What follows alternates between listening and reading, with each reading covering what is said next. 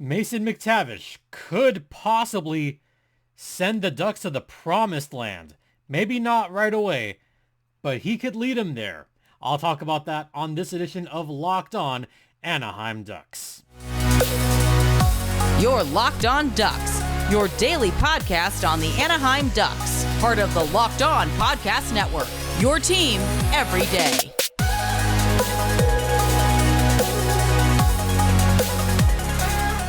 It is raining outside, folks.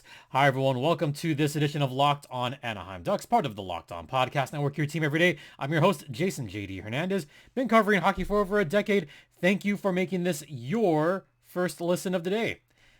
A reminder, my Twitter is at StimpyJD. The show's Twitter is at LO_Ducks. This podcast is free and available across all platforms. So, just to reiterate, audio usually goes out first. The audio usually comes out on that day.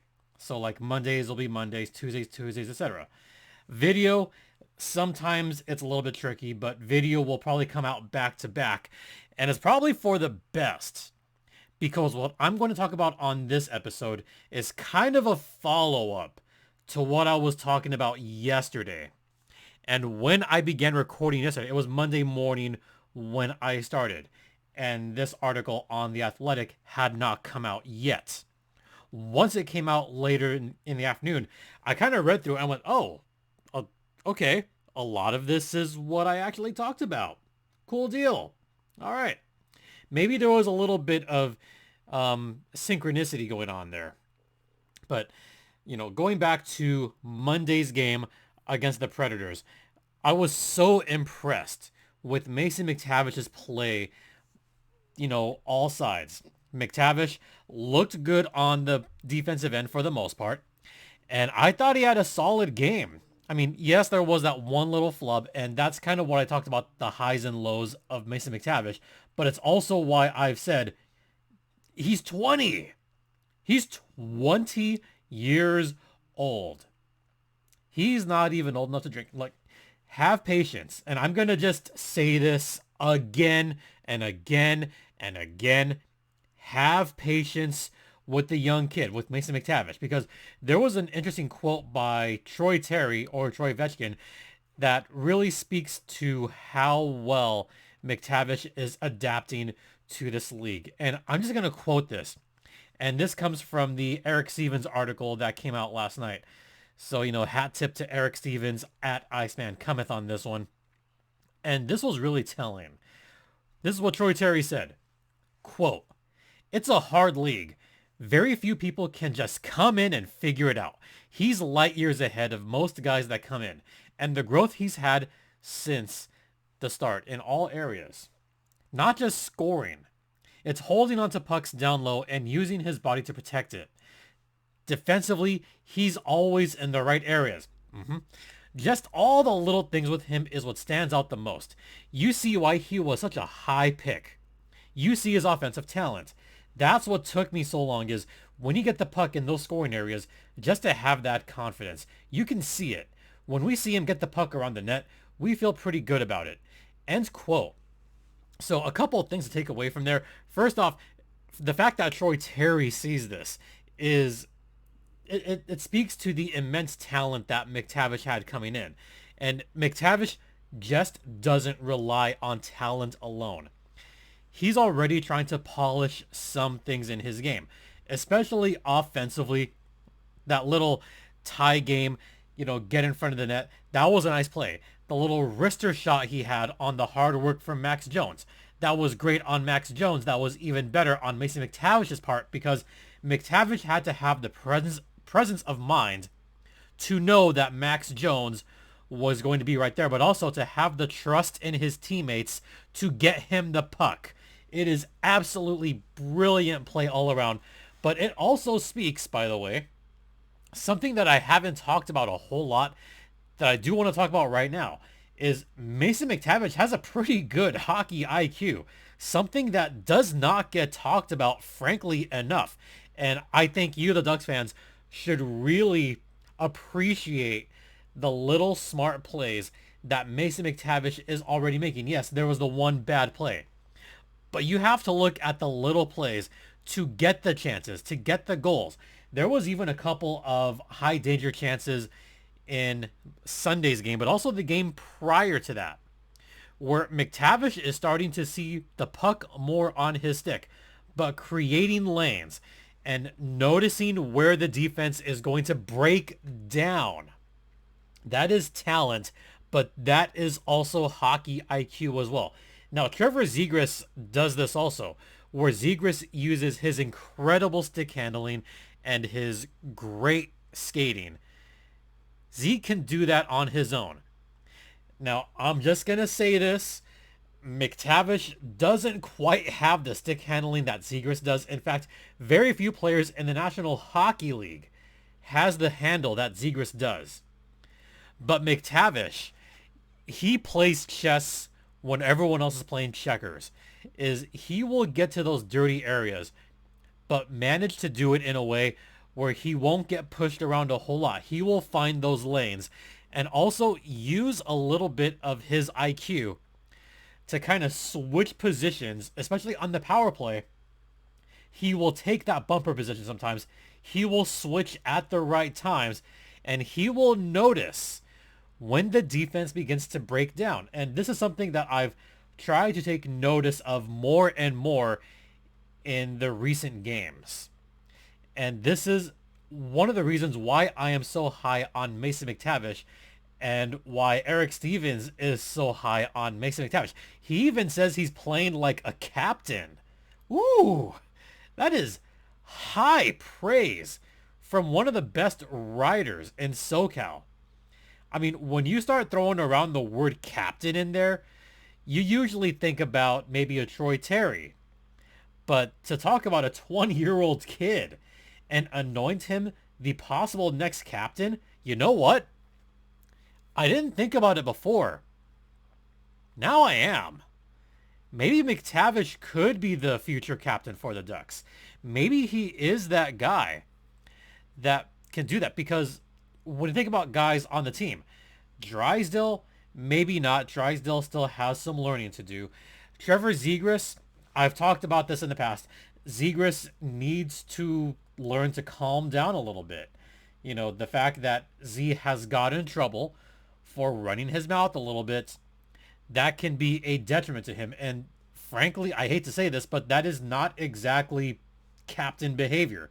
Hate to say it. Could Z be an alternate down the line? Yes, he could in time. But he has to mature in that way.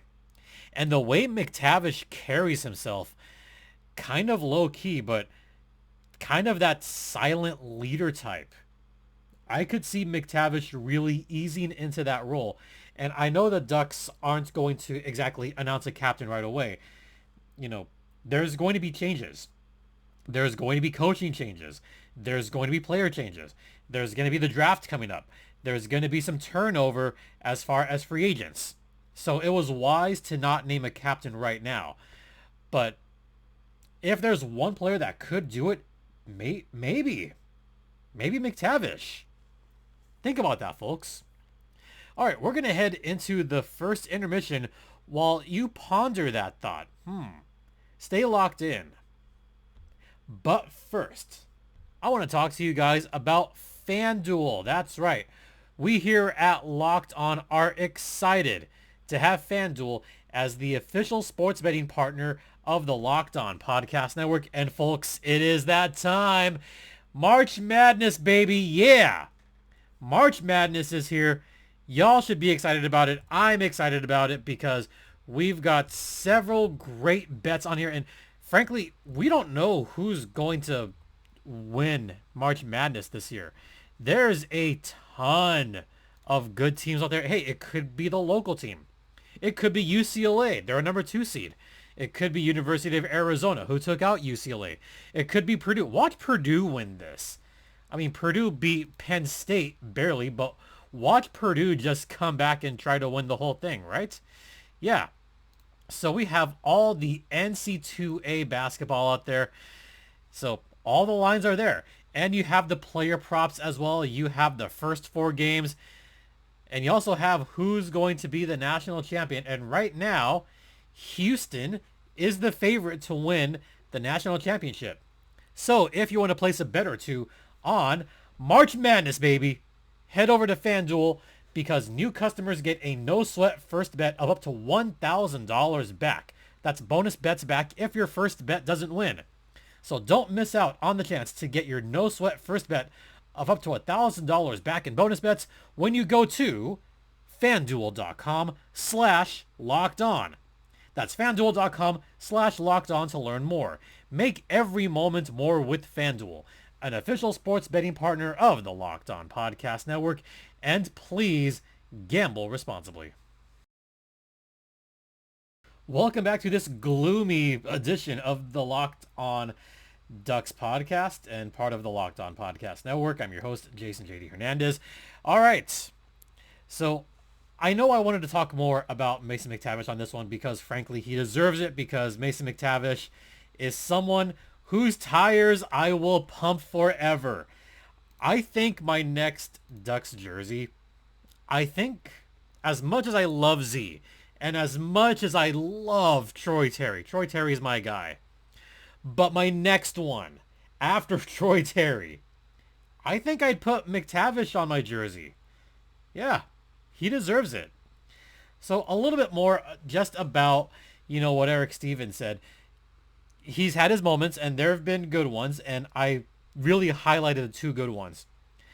That mistake that he made in overtime, that one's tough. That's a tough pill to swallow, but that's especially on McTavish. The fact that McTavish had this to say yesterday speaks volumes. Quote, "I thought we did a good job getting the point back. Then I made a bad play and lost the game." End quote. He owned it. That is captain maturity right there. He put the onus, he put it all on himself. And he just took it and said, you know what, guys? That one's on me. That one's my fault. We'll get him back next time. I made a bad play. I'm the one responsible for that. That is a lot of responsibility for a 20-year-old to take. And most 2021, even some somewhat older players, they wouldn't take that blame. The captain would come on and say, no, that was my bad. But for McTavish to have the maturity to come out and say that, for me personally, that endears me to him even more. Because I love when a player takes accountability for himself. I love when he looks on that play and says, oh, that was my bad. And even Dallas Eakin said that, McTavish took the wrong angle. He went after Novak, didn't go after, he could have prevented a 2-on-none by going 2-on-1 and maybe dove out on a 2-on-1. Maybe that's something that might have happened. And that is something that McTavish is apparently going to file away. And he says that he's never going to do that again. I'm glad that he's learning these lessons now. I am glad that these growing pains are happening on a lost season, and I will tell you why. I would rather he makes these mistakes now when the games, frankly, don't really matter, as opposed to next season or the year after that, when there could be an important game in late March, early April that could determine a playoff spot, and then he blows it then. I would rather he does this now and learns from it, as opposed to making an even bigger mistake down the line when the games truly matter. And frankly, on a lost season, I don't mind that it was only a point because the Ducks are tanking. Well, the Ducks are tanking or in tank squad anyway. So it's good to make these mistakes now. I don't think he made that one on purpose. I think it was a bad angle and that was just the wrong choice. But that's fine. That's fine that he will learn from that. And I think the way his mind works, these are the kind of things that you want from a future captain. Do I think he might be too young to be the captain right now? That's hard to tell. That's really hard to tell. We've had some young captains in the National Hockey League in the past. we can look no further than Sidney Crosby. Sidney Crosby became one of the youngest captains in NHL history. In fact, he was the youngest captain to hoist the Stanley Cup. How about, I don't know, some other guy named Connor McDavid?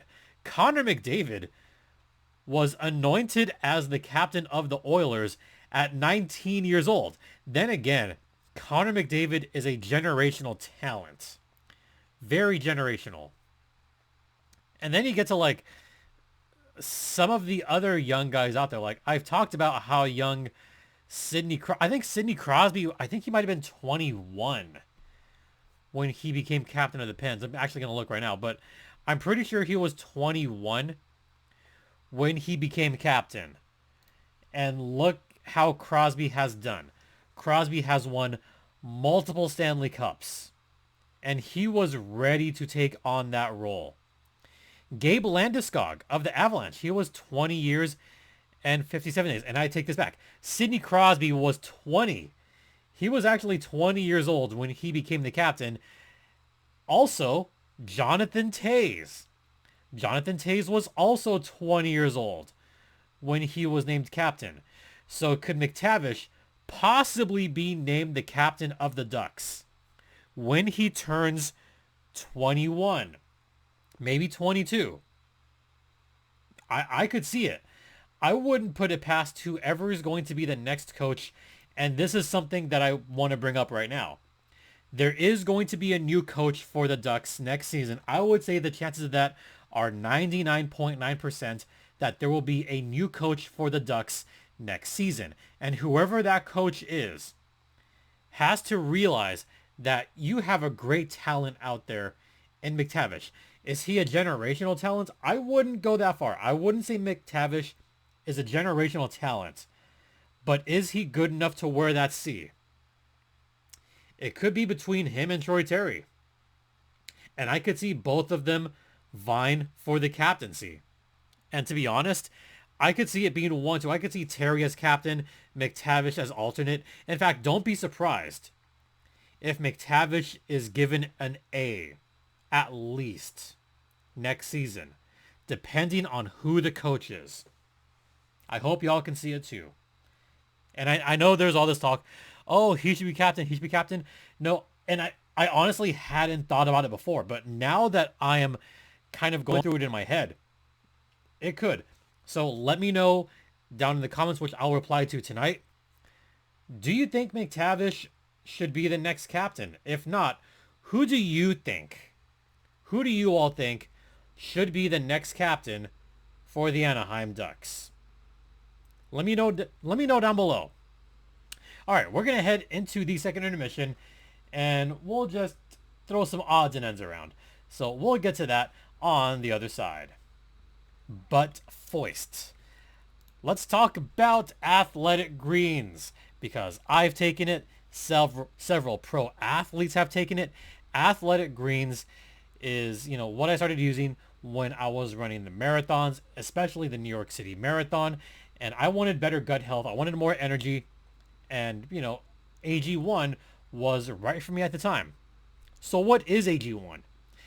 With one scoop of AG1 and a cup of water, you're absorbing 75 high-quality vitamins, minerals, whole food sourced superfoods, probiotics, and adaptogens to start your day right. And honestly, it's recommended by pro athletes, by amateur athletes. Lots of people take multivitamins, and it's important to choose one with high-quality ingredients that your body will actually absorb. So, right now it's time to reclaim your health and arm your immune system with convenient daily nutrition. Just one scoop in a cup of water each day, and that's it. And to make it easy, Athletic Greens is going to give you a free 1-year supply of immune-supporting vitamin D and 5 free travel packs with your first purchase. Just visit athleticgreens.com/NHL Network. Once again, that is athleticgreens.com/NHL Network to take ownership over your health and pick up the ultimate daily nutritional insurance. Welcome back to Locked On Anaheim Ducks, part of the Locked On Podcast Network. I'm your host, Jason JD Hernandez. This is Zuri. Yeah, She's a wet dog right now, so I'm actually going to put her down because she's getting me all wet. But just thought she'd make an appearance. Oh, she's wet. It is raining pretty good outside. So we're going to keep this segment very short because something that I wanted to kind of talk about for a brief minute, that is elimination numbers. As I mentioned before, the Ducks elimination is right now at 5. The San Jose Sharks E number is at 1. That means the Sharks, if they don't get 2 points tonight, that's a late game, then they will be the first team eliminated from playoff contention. Well, mathematically eliminated. Like, they're practically out of it, but they'll be the first team mathematically out of it. Chicago will be next. The Ducks will be after that. So, yeah, we're coming close to that time. So, one quick thing I just want to talk about just because I thought it was really cool. So, as I'm recording this, it's early afternoon, and I started watching Disney Channel. Now, why would I be watching Disney Channel? I'm a grown adult. Well, there's a reason for that. A lot of grown adults were watching Disney Channel on this day because it was the Big City Greens Classic. Now, what exactly is the Big City Greens Classic? Disney Channel and ESPN combined their efforts to put together a cartoon version of the Washington Capitals versus the New York Rangers at Madison Square Garden, but on Disney Channel, it was at Big City. So, kind of cool to watch, seeing kind of avatars of characters playing a hockey game. But what I also liked was how easily that they managed to explain what offsides is. You know, probably going to explain what everything else is. They're probably going to explain what, like, icing is because people always misunderstand that one. They'll probably explain power plays, all that jazz. So I think it's really cool that Disney Channel is putting together this collaboration with ESPN to do this for the kids. And maybe this can gain some new young fans. These are the kind of things that I would love to see featuring the Anaheim Ducks. I mean, how cool would it be to have Trevor Zegras as a little character? Maybe McTavish as a little character. I think that would be amazing. And yeah, get on this. Like, be all over this, guys. So just something kind of fun that I wanted to bring up. But it's really cool. It's always good to bring more hockey fans to the game. And that's something that I love personally. All right. I think we're just going to wrap it up right there just because I do want to watch this and going to watch some hockey for the rest of the night and enjoy Pi Day. Yeah, today is Pi Day, March 14th. Going to have some pizza for myself. Yeah, it'll be a good day. It'll be a fun one. All right. Thanks so much for tuning in. Thanks for watching. Don't forget this podcast is free and available across all platforms, including Stitcher, Spotify, Apple Podcast, Google Podcast, Amazon ad-free, and on YouTube. Hit that bell. My personal Twitter is at Kaching StimpyJD. Actually, the Twitter handle's at StimpyJD. The show's Twitter is at LO_Ducks. If you want to email me, you could do so at lockedonanaheimducks@gmail.com. Once again, thank you for your continued support. It is greatly appreciated. Muchas gracias. For Locked On Anaheim Ducks, I'm Jason JD Hernandez saying please remember to stay safe out there, be kind to one another, and Ducks fly together.